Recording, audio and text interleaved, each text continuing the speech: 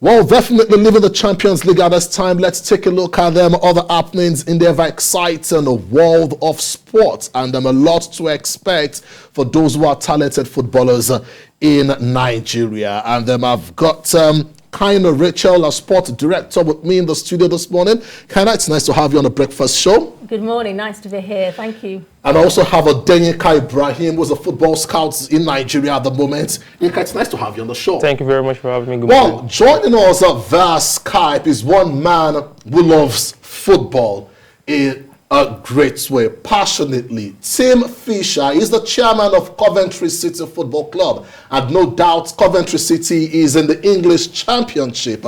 And definitely I know fans will be hoping that they gain promotion to the glamorous Premier League in the future. Well, Fisher, it's nice to have you on the breakfast show. Good morning. How are you today? Very much fine. Well, Tim, let me start with you. There is this legacy with you trying to bring education and sports together. You are the chairman of Coventry City Football Club. Coventry is in the championship out there in England. There is so much money when a team gets promoted from the championship to the Premier League. But that's not the legacy of Tim Fisher at this point in time. You're so passionate about having education and sports. Tell us what it's been like being the chairman of Coventry City Football Club in the last 10 years. Well, I can tell you we've had a ride and a half, shall we say. So we have been through a very difficult period where we have had to financially turn around the football club, which is like turning around a huge ship. It takes time and there's lots of risk involved. So as you bounce down the stairs of the football leagues, you try and adjust your squad, and that takes time, patience. That's something that football fans generally don't have. But we had a moment in time, and we have been building for the last 5 years to where we are now. And we are hoping that next season we can build on the success of this season and really push for a Premier League promotion. Massive. Well, you have the dream of a Premier League promotion, and that's one side. But Fisher, can you tell us what's your relationship? We understand that as the chairman of Coventry City Football Club, you also have about 53 schools around the world. Why so much passion for education and sports?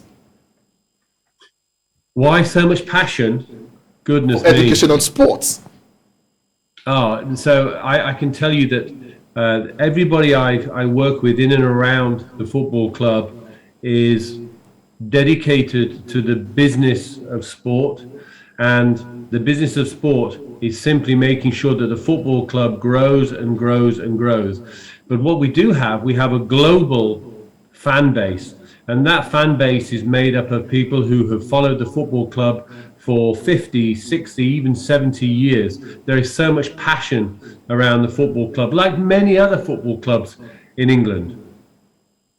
All right, let me come to Rachel in the studio, and also Denyeka. Well, let me start with Rachel. Rachel, how important, is trying to ensure that sportsmen, most especially footballers, are well educated? I know in the US, when it comes to basketball, there is so much talk about going to the college, having some form of education before going into the NBA. Now we're seeing something from Coventry City Football Club that Nigerians can also benefit from. Absolutely. I mean, it's paramount that young players or sports people embrace their skill, their sport, i.e. football, but also obviously there's a longevity there, there's a future as well, as everybody knows. So it is essential for education from early on, maximising time on the football pitch, excelling, also in the classroom. So our job is to prepare students, players, for education and football. So now we're working with Coventry City, or I'm working with Coventry City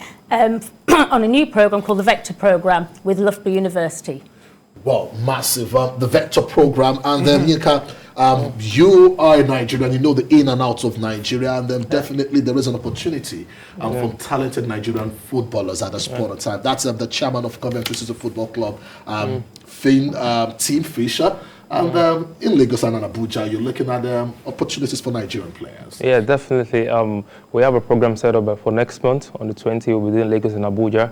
Selected players will be going to study A-levels, 2 years A-level at Brookhouse College, and to see if they can progress to professional football too as well. And we've been doing this over the years with Brookhouse College, taking players from Nigeria and down to the UK to study and play football at the same time. Well, if you say you've been doing this over the years, Fisher says he has about 53 schools around the world. From Nigeria, how many footballers have you been able to discover over the years, and where are they in Europe at the moment? Over the years, we've been able to help 9 Nigerians, youths. Some we have age of they left the show at the age of 9, age of 11. Some left at the age of 16. Okay. And over the years, we've been able to put some in Portugal. Gabriel plays professional football in Portugal. We have one in Dubai, and the rest played. We have one that played in the national team under 20s. Under 20 of Nigeria. Yes, and the rest are still in school because they are still underage. Okay, still underage. Now, taking a look at some footballers, I know of some African footballers, Rachel. One of them is a Ghanaian, Neil Odamti-Lamptey. Neil Odamti-Lamptey was so talented when it comes to football, but unfortunately, he could not read and write. He was said to be the next Pelé of Ghana. But because of the kind of contracts he signed, that affected him. And Odamti-Lamptey was in tears when he was being interviewed. Changing the narrative in Africa, how much work do you think needs to be done to ensure that Africans, Nigerians and all others imbibe the culture of education and sport? I think we're getting there because I think because of like situation examples like that, people are very careful now, aren't they? So, and they're managing themselves and more alert. So it's essential. But our job is to prepare people for the future, to give opportunities, new programs, new ventures like the Vector program, Under 23 program, great opportunities out there for people. But they need to start their education early so they can access all these programs in the future. Yes. Massive. Well, that's Kaina Rachel, sports director. Tim Fisher, the chairman, Coventry City Football Club. I'm also very, very thank you for joining us on the Breakfast Show. And also, you made mention of the dates one again in Lagos and Abuja. Yes, Abuja is going to be on the 28th, and Lagos is going to be on the 24th. On the 24th. Well, that's the much time will permit us on the Breakfast Show. And